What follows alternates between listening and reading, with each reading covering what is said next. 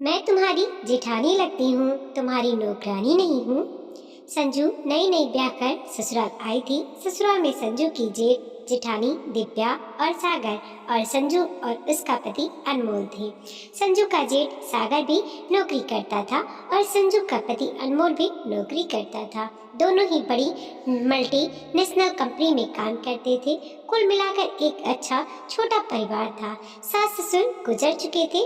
देवर अनमोल की शादी दिव्या और सागर ने ही की थी। संजू जब ब्याह करके आई थी तभी उसके मायके वालों ने उसे सिखा दिया था कि देख, तेरे सास ससुर तो है नहीं, तो सारा कुछ जिठानी ने अपने हाथ में रखा होगा और क्या पता तेरे पति की सारी तनख्वाह भी वही लेती होगी और सारे घर खर्च का तेरा पति ही चलाता होगा। इसीलिए तू जाते ही अनमोल को अपने कब्जे में कर लेना और सारी तनख्वाह तू अपने पास रखना। जब दोनों भाई अलग अलग कमाते खाते हैं तो अपना अपना खर्चा चलाए, एक दूसरे के पैसों पर क्यों हक जताना। वैसे भी जब तक शादी नहीं हुई रहती है भाभी देवर के सारे पैसे ले लेती है और पता नहीं क्या क्या उल्टे सीधे सीख संजू को दे रखे थे उसके मायके वालों ने। संजू ब्याह कर ससुराल आ चुकी थी और उसने देखा कि उसके पति अनमोल और जेठ सागर में बहुत अच्छी बनती थी और साथ ही जिठानी दिव्या की भी अनमोल से बहुत अच्छी बनती थी और दिव्या संजू के साथ भी बहुत अच्छा व्यवहार कर रही थी। 2-4 दिन बीत जाने के बाद बातों बातों में संजू ने दिव्या से पूछा, भाभी यह घर खर्च कैसे चलता है? मम्मी पापा तो नहीं है तो फिर राशन, बिजली का बिल, पानी वगैरह यह सब कौन देता है? दिव्या को सुनकर थोड़ी हैरानी हुई, लेकिन फिर उसने बोला, हाँ अब तुम नई नई हो तो तुम्हें बताना मेरा फर्ज है, क्योंकि अब तक तो मैं अकेली कई सालों से इस घर को चला रही थी, क्योंकि सास ससुर को गुजरे तो कई सालों हो चुके हैं और मेरी शादी हुई लगभग 15 साल हो चुके हैं। जब तक सास ससुर थे सारा कुछ सासू माँ देखती थी, मैंने कभी दिमाग नहीं लगाया, लेकिन सासू माँ के गुजर जाने के बाद मैं ही इस घर में थी तो सब कुछ मुझे अपने हिसाब से संभालना पड़ा और अब तक मैं ही और तेरे जेठ जी ही इस घर को चला रहे हैं। अनमोल की नौकरी तो अभी कुछ दिन पहले ही लगी है और जो छोटे मोटे सामान होते हैं अगर अचानक जरूरत पड़ जाए तो जो भी घर में होता है तुम्हारे जेठ जी या अनमोल, मैं उनसे कह देती हूँ, वह ले आते हैं। अब बिजली का बिल वगैरह भी जिसे भी फुर्सत मिलता है वह भर देते हैं पिछले 1-2 महीनों से, क्योंकि अनमोल की नौकरी लगे अभी वक्त ही कितना बीता है और ऐसा कोई खास बड़ा परिवार तो है नहीं। पर अनमोल की नौकरी से पहले सब कुछ तुम्हारे जेठ जी ही देख रहे थे, इसीलिए सब कुछ आज तक ऐसे ही चल रहा है। यह सब सुनकर संजू को यही लगा कि दिव्या सारी बातें झूठ बोल रही है और सारे घर के खर्च वह अनमोल से ही निकलवाती रही होगी और अब उसके सामने सयानी बन रही है। उसकी मम्मी और बाकी मायके वाले सही बोल रहे थे, दिव्या अपना 1 रुपया भी खर्च नहीं करती होगी और सारा खर्च उसके पति अनमोल से ही करवाती होगी। संजू ने सोचा अब उसे थोड़ा टाइट होना पड़ेगा, नहीं तो उसकी तो कोई सेविंग ही नहीं होगी, क्योंकि देवर को भाभी ने पूरी तरह से अपने मुट्ठी में कर हुआ है। और संजू ने उल्टे सीधे काम करने शुरू कर दिए। एक दिन दिव्या ने अपने देवर अनमोल से कहा, देवर जी घर में बेसन नहीं है और आपको पकौड़े खाने हैं तो जल्दी जाकर बेसन लेकर आइए, हाँ और तेल भी लेते आइएगा, वह भी खत्म होने को है। अनमोल तुरंत ही बाजार जाकर बेसन और तेल लेकर आ गया। संजू को लगा कि बेसन और तेल मेरे पति ने लाया और पकौड़े सब खाएं और उसे बहुत बुरा लग रहा था। छोटी छोटी बातों पर संजू ध्यान देने लगी थी। ऐसे ही एक दिन अनमोल ऑफिस से लौटते वक्त जलेबियाँ लेकर आया। अनमोल ने काफ़ी जलेबियाँ लाई थी, पर संजू को लगा कि हम तो सिर्फ 2 लोग हैं और अनमोल ने इतनी जलेबियाँ लाई हैं, हम 2 लोग खाएंगे और भाभी के 4 लोग हैं, क्योंकि उनके 2 बच्चे भी हैं। यह तो ठीक बात नहीं, मेरा पति ही सारा खर्चा करता है। और संजू ने आधी जलेबियाँ निकालकर अपने कमरे में चुपचाप रख ली और बाकी जलेबियों को किचन में रख दिया। और दिव्या जब किचन में गई और जलेबियों को देखा और उसे लगा अनमोल इतनी कम जलेबियां तो कभी नहीं लाता, आज जलेबियां कुछ कम ही है। दिव्या के दोनों बच्चों को जलेबियां बहुत पसंद थी, लेकिन कम जलेबियां होने की वजह से दिव्या ने थोड़ी थोड़ी जलेबियां बच्चों को दी और बाकी सब में बांट दी। बच्चे हल्ला कर रहे थे, इतनी कम जलेबी चाचा लेकर आए, तो संजू ने मजाक मजाक में बोल दिया, तो पापा को फोन कर दो, पापा और जलेबियां लेकर आ जाएंगे। जरूरी है क्या कि चाचा ही लेकर आए, तभी जलेबियां खाई जाए।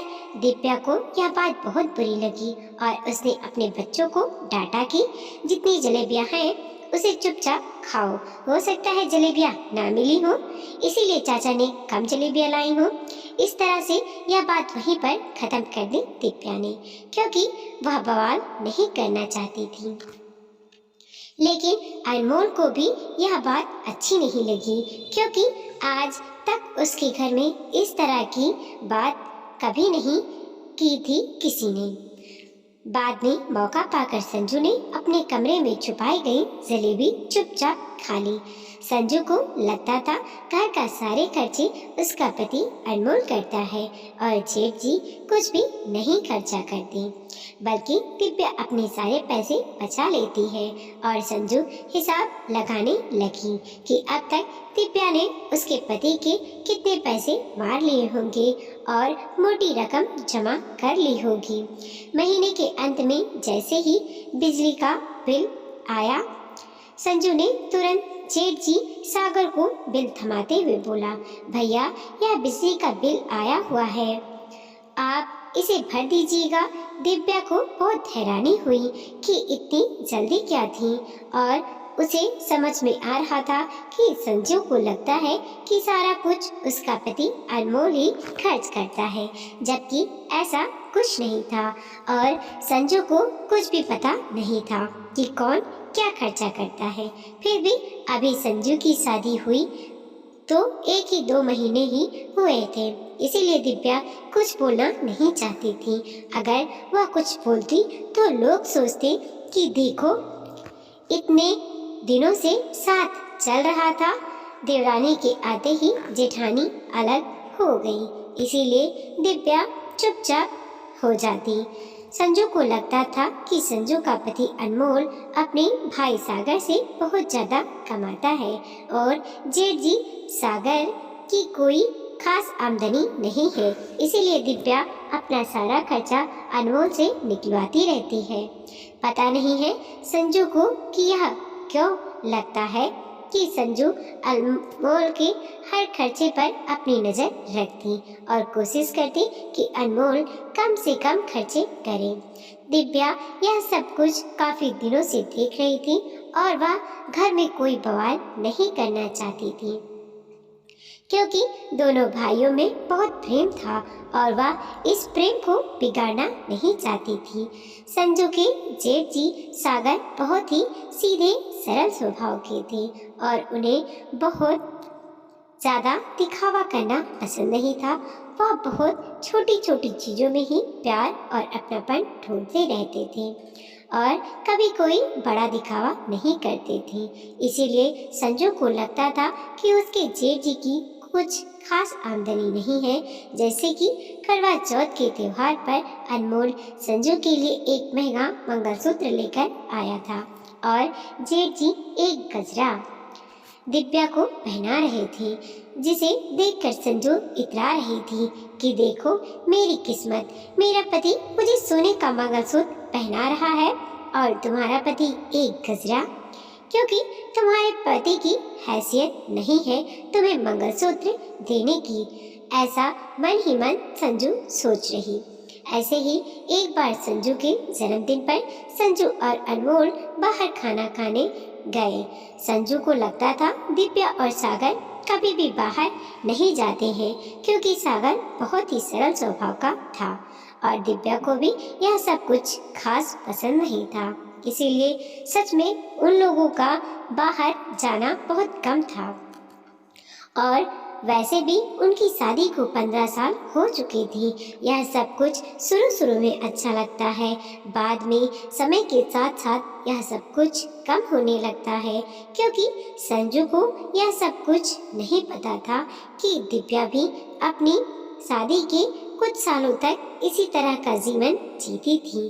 पर समय के साथ परिवर्तन आना लाजमी है, इसीलिए अब दिव्या और उसके पति बहुत ही साधारण जीवन जीते थे और ज़्यादा दिखावा नहीं करते थे।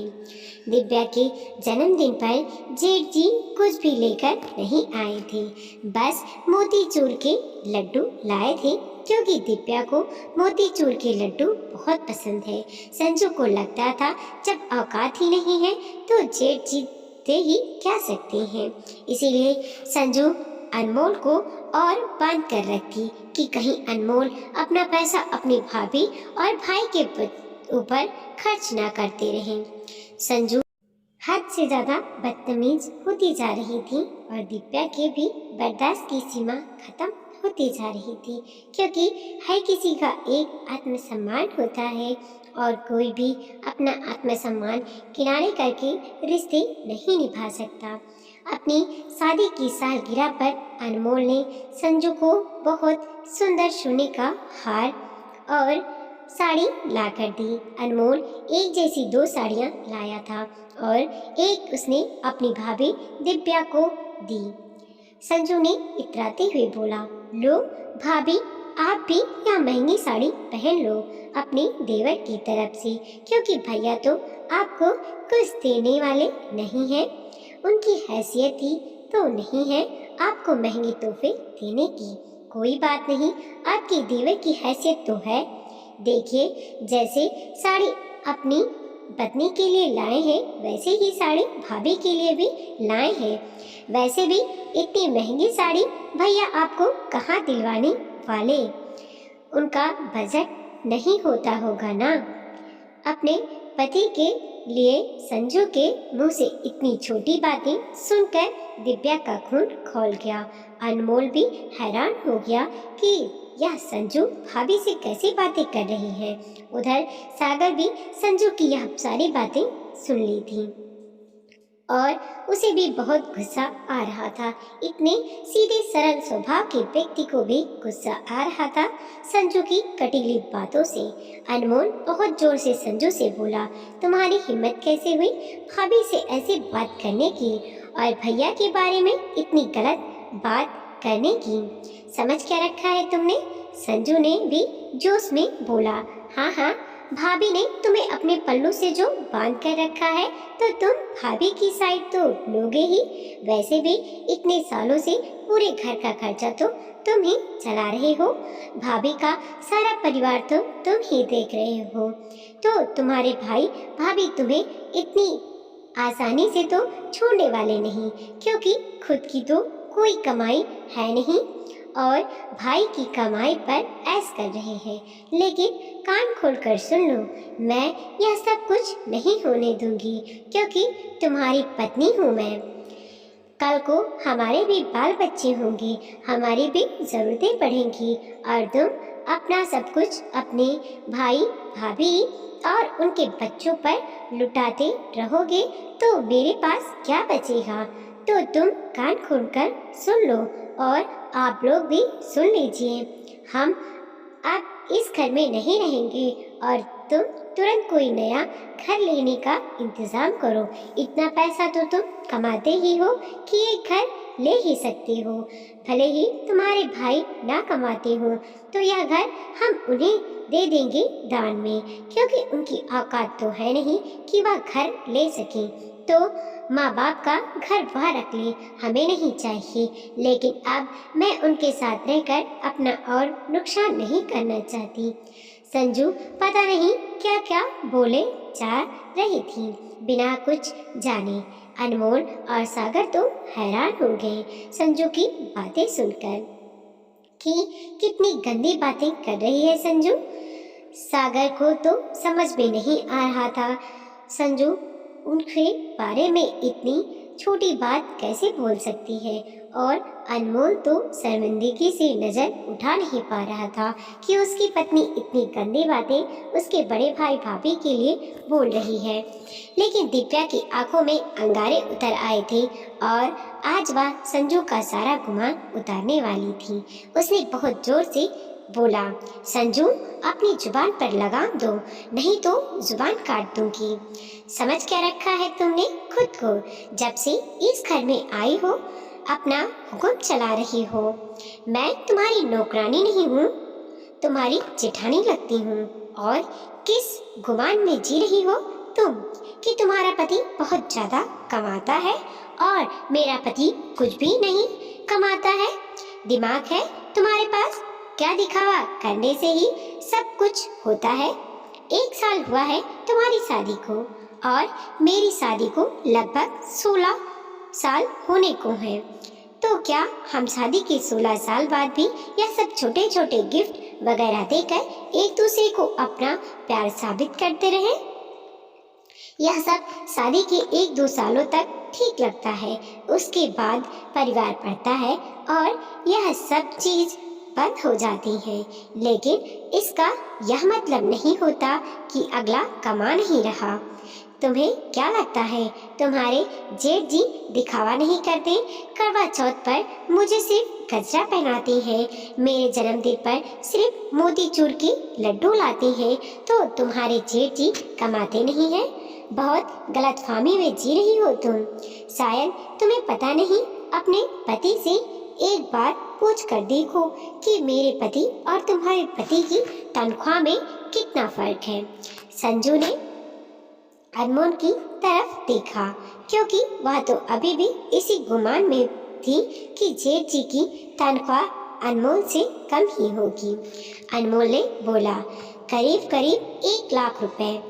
संजू ने गर्व से दिव्या की तरफ देखा और बोला, देखा भाभी, जेठ जी की तनख्वाह मेरे पति की तनख्वाह से 1 लाख कम है। आप बताइए मैं कहाँ गलत हूँ? तब तक अनमोल ने बोला, पूरी बात तो सुन लो। भाभी ने पूछा था दोनों भाइयों की तनख्वाह में कितना फर्क है, तो मैं 1 लाख का फर्क बताया। मैंने यह तो नहीं बोला कि भैया की तनख्वाह मेरी तनख्वाह से 1 लाख कम है। हमारी सैलरी में 1 लाख का फर्क है, लेकिन मेरी तनख्वाह भैया की तनख्वाह से 1 लाख कम है। अब तो संजू को जोर का झटका लग गया और वह बोली, तुम कैसी बातें कर रहे हो? तुम्हारी तनख्वाह जेठ जी की तनख्वाह से कम है? यह कैसे हो सकता है? मुझे तो ऐसा नहीं लगता। अनमोल ने बोला, मैं अभी बस इंजीनियर हूँ और भैया से बहुत नीचे की पोस्ट पर काम करता हूँ। मेरे भैया जी कंपनी में काम करते हैं, वहाँ मैनेजर बन चुके हैं, वह भी सीनियर मैनेजर। मैं तो अंदाजे से बोल रहा हूँ, उससे भी अधिक हो सकती है भैया की तनख्वाह मेरी तनख्वाह से। मुझे सही नहीं पता, लेकिन 1 लाख तो होगी, बल्कि 1.5 लाख भी हो सकती है। और अनमोल सागर की तरफ देखने लगा।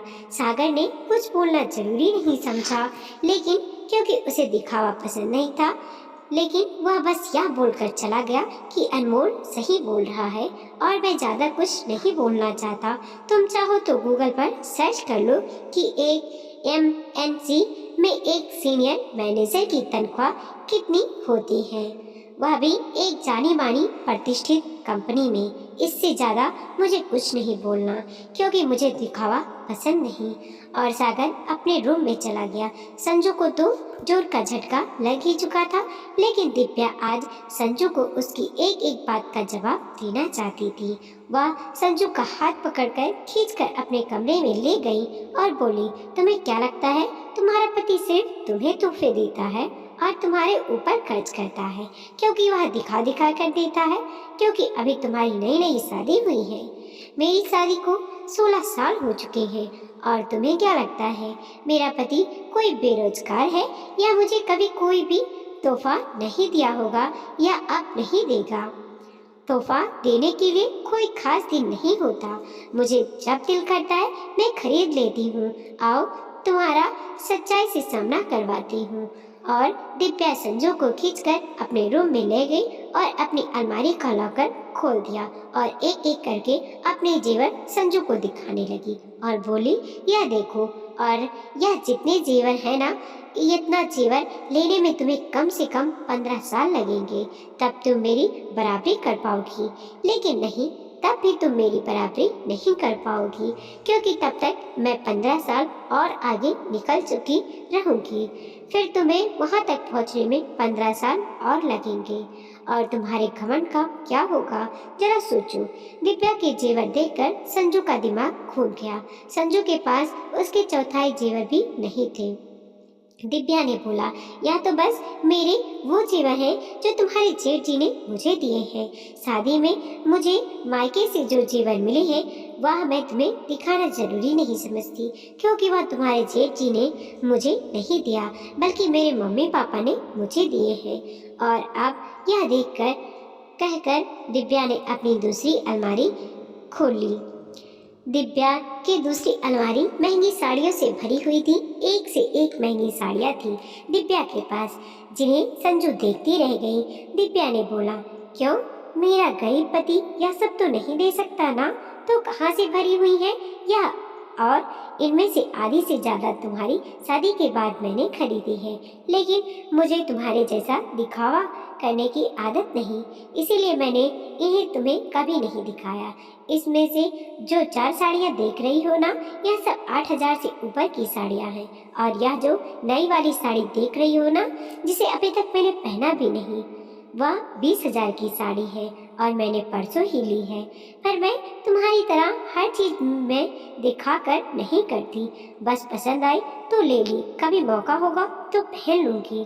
तुम्हारी तरह दिखावा मुझे पसंद नहीं कि देखो संजू, मैं 20,000 की साड़ी लेकर आई हूँ। और हाँ, तुम्हारी जानकारी के लिए एक बात और बता दूँ, तुम्हारे एक यह गरीब जेठ जी है ना, पता है अपने बच्चों को किस स्कूल में पढ़ाते हैं? इस शहर के सबसे महंगे इंटरनेशनल स्कूल में। अभी तुम्हारे बच्चे तो हुए नहीं हैं, तो बच्चों की फीस का अंदाजा तो तुम्हें होगा नहीं। इंटरनेशनल स्कूल की फीस का अंदाजा तो तुम्हारी जानकारी के लिए बता दूं कि मेरे एक बच्चे की फीस 30 से 35,000 रुपये महीने जाती है। अब इसी से तुम अंदाजा लगा लो कि तुम्हारे जेठ जी कितने गरीब हैं। बच्चों की फीस सुनकर संजू का मुंह खुला का खुला रह गया और फिर दिव्या ने बोला, हाँ, और तुम क्या कह रही थी? जेठ जी की घर लेने की औकात नहीं, इसीलिए तुम यहाँ घर हमें दान दोगी? किस गुमान में जी रही हो तुम? तुम्हें कुछ भी नहीं पता है ना? तो अपने पति से जाकर पूछो, लेकिन कुछ बोलने से पहले जरा दिमाग लगा लिया करो। मैं आज तक तुमसे अलग नहीं हुई, यह सोचकर कि लोग क्या कहेंगे कि देखो देवरानी आते ही जेठानी अलग हो गई। लेकिन अगर अलग हो गई होती ना, तो मैं इस घर से नहीं जाती, बल्कि तुम्हें इस घर से जाना पड़ता। तुम यह घर मुझे दान क्या दोगी? यह घर मेरा खुद का है, जिसमें तुम लोग मेरे एहसानों पर रह रहे हो। तुम्हें कुछ भी पता है? यह घर तुम्हारे जेठ जी ने खरीदा है, वह भी अपने पैसों से, और यह घर मेरे नाम पर है।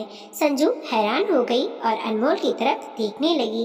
अनमोल ने बोला, हाँ, यह भाभी का घर है, पर हम शुरू से यहाँ रह रहे हैं। भाभी ने कभी एहसास भी नहीं होने दिया कि यह घर उनका है, बल्कि जब तक साथ रह सकेंगे रहेंगे, और उसके बाद परिवार बढ़ेगा तो अलग होना ही पड़ेगा, लेकिन हमारे बीच प्यार मोहब्बत ऐसे ही चलता रहेगा। लेकिन आज तुमने जो हरकत की, अब तो हमें आज ही इस घर को छोड़कर जाना पड़ेगा, और तुम्हारी वजह से हमारे बीच का प्यार मोहब्बत भी अब पहले जैसा नहीं रहेगा।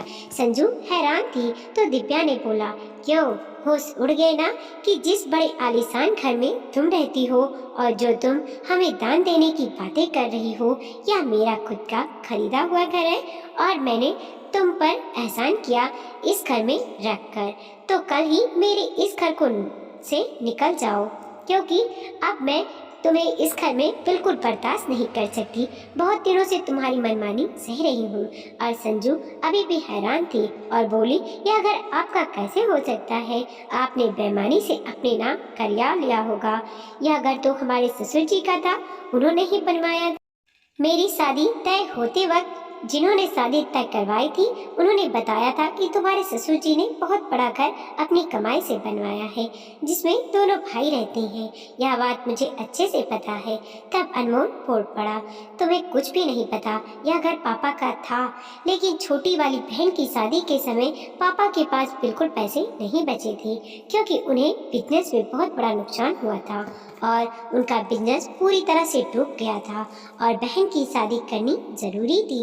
इसीलिए यह घर उन्होंने बेच दिया था और हम लोग किराए के घर में शिफ्ट हो गए थे। उस वक्त भैया की नई नई नौकरी लगी थी।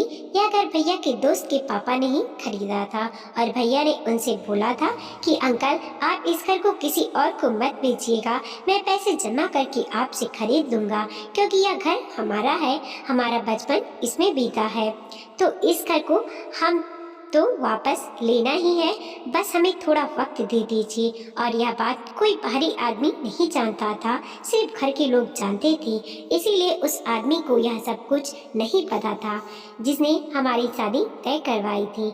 पर मुझे तो पता है ना, और तुम्हारी ननद को भी पता है, जाकर अपनी ननद से पूछ लो। उस वक्त मैं तो पढ़ाई कर रहा था और बहुत छोटा था, मेरी पढ़ाई का खर्चा भी भैया उठा रहे थे क्योंकि पापा के पास तो कोई पैसे बचे ही नहीं थे, सारा बिजनेस डूब गया था। भैया ने दिन रात मेहनत की और लोन भी लिया था और इस घर को भैया ने खरीद लिया था, लेकिन मम्मी पापा का यही कहना था कि भैया ने अपनी मेहनत से पैसों से इस घर को खरीदा है, पापा का 1 रुपया भी इस घर में नहीं लगा था। इसलिए मम्मी पापा ने कहा था कि घर दिव्या भाभी के नाम खरीदो क्योंकि तुम्हारा पैसा लगा है, लोन भी तुम चुकाओगे तो यह घर भी तुम्हारा होना चाहिए।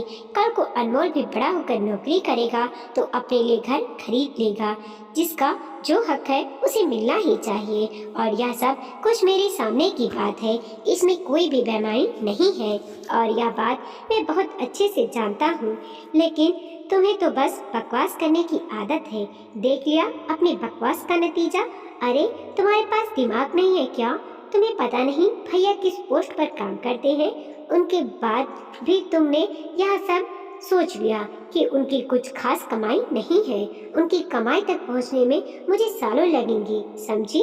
संजू के पास दिव्या और अनमोल की बातों का कोई जवाब नहीं था। वह अपनी ही कही हुई बातों में फंस चुकी थी और दिव्या के जेवर और साड़ियाँ देखकर तो उसका दिमाग चकरा गया था।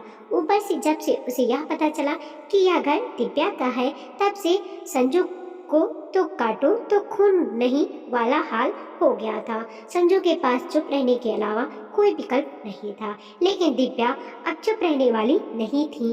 काफी दिनों से वह संजू की बदतमीजियां बर्दाश्त कर रही थी और अब तो संजू ने हद कर दी थी। उसके पति सागर को ही उल्टी सीधी बातें सुना दी थी जो कि दिव्या किसी भी तरीके से बर्दाश्त नहीं करने वाली थी। इसीलिए दिव्या ने अनमोल से कहा, अनमोल मुझे तुमसे कोई गिला शिकवा नहीं, लेकिन पति पत्नी का रिश्ता ऐसा होता है कि एक दूसरे का साथ निभाना पड़ता है। मैं तुम्हारी पत्नी के साथ एक छत के नीचे नहीं रह सकती। संजू जो भी है जैसी भी है तुम्हारी पत्नी है, तो तुम्हें तो हर हाल में संजू का साथ देना ही है। तो तुम अपने रहने का इंतजाम कहीं और कर लो, या अपने लिए घर खरीद लो या किराए पर ले लो, मुझे नहीं पता, लेकिन अब एक छत के नीचे हमारा गुजारा संभव नहीं है। मैंने तो यह चाहा था कि जब तक हो सकेगा हम एक साथ रहेंगे, भले ही तुम अपना घर ले लो, पर हम साथ में रहेंगे जब तक हमारा साथ में रहना संभव हो पाएगा। लेकिन संजू ने अब ऐसा माहौल कर दिया कि इतना गंदगी फैला दी कि अब मैं एक साथ रहने का सोच भी नहीं सकती। कहकर दिव्या अपने कमरे में चली गई। वीडियो को लाइक कीजिए, कमेंट कीजिए और अपने दोस्तों के साथ जरूर शेयर कीजिए। चैनल पर नए हैं प्लीज सब्सक्राइब कीजिए।